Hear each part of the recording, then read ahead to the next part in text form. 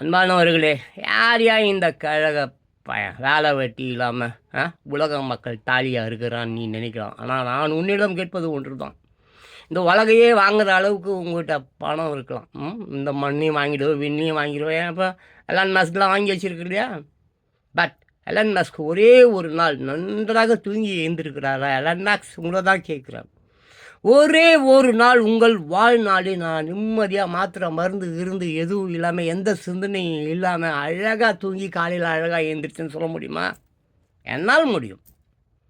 நான் ஒவ்வொரு நாளும் அழகாக தூங்குகிறேன், அழகாக எழுந்திருக்கிறேன்.